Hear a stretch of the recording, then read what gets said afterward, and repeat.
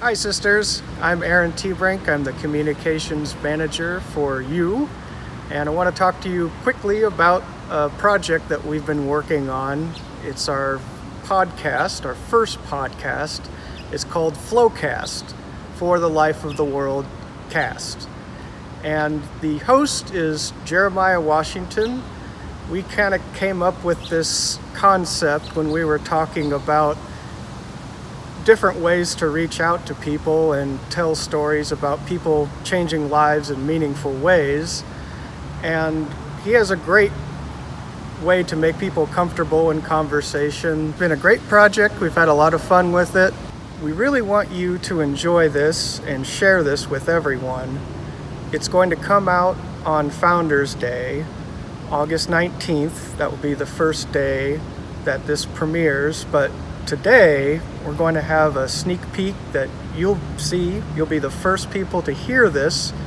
And I'm going to introduce you to Jeremiah, and he's going to share the rest of the information with you about the clip you're going to see. Good morning, sisters. I am Jeremiah Washington. I work in the housekeeping department and alongside the communications team. I'm the host of your new podcast called F.L.O.W.cast, and we will be showing you a clip of Sister Kelly's podcast interview that we did via Zoom. We was in two different places, but we still managed to let that work and make it happen. And yeah, I hope you like your new podcast that we're doing to, tell stories in hopeful ways. And I hope you're just as much of a fan of it as I am in our team. So thank you very much. Now here's Sister Kelly. Okay. That was good, Jeremiah. All right.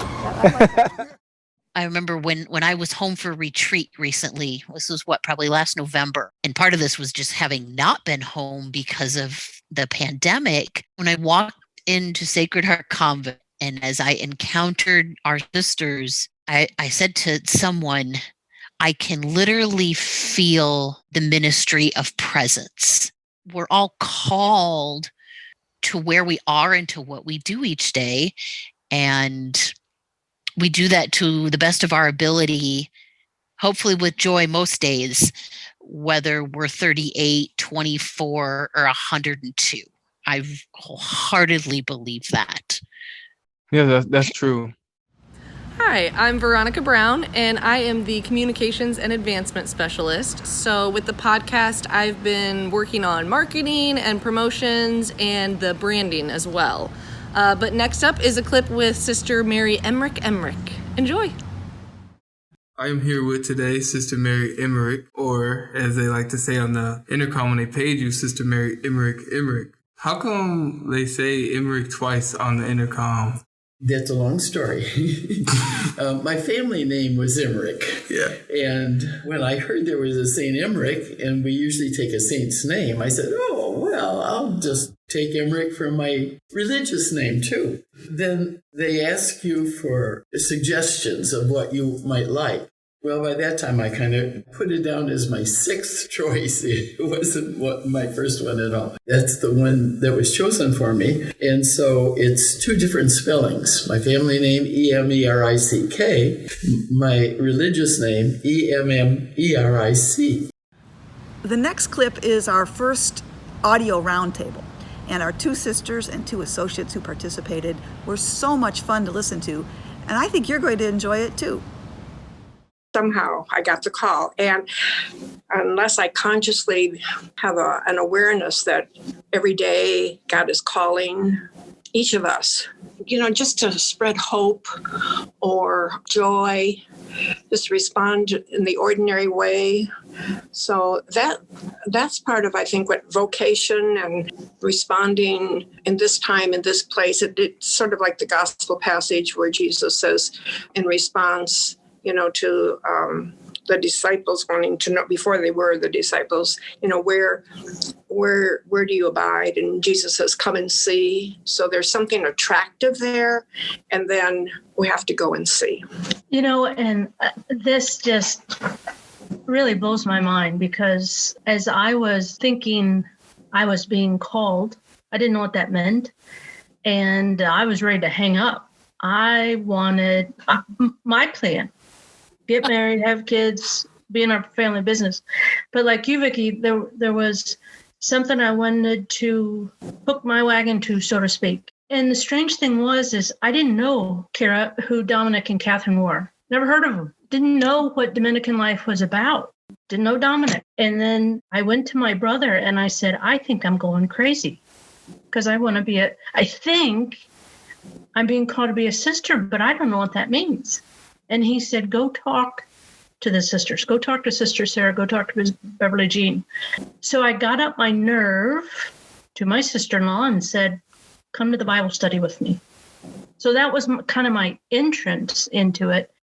And then I made an appointment with Beverly Jean and I said, I feel like I'm being called, but I think I'd be a good wife and mother.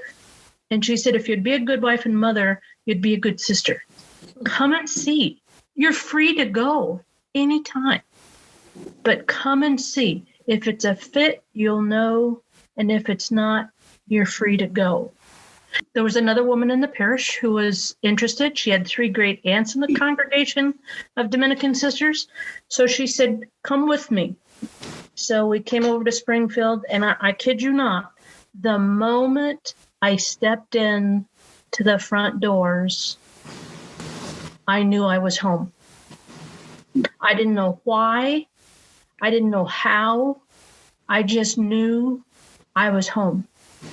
Incredible. Before I had even met anybody else, I was so comfortable walking in that front door.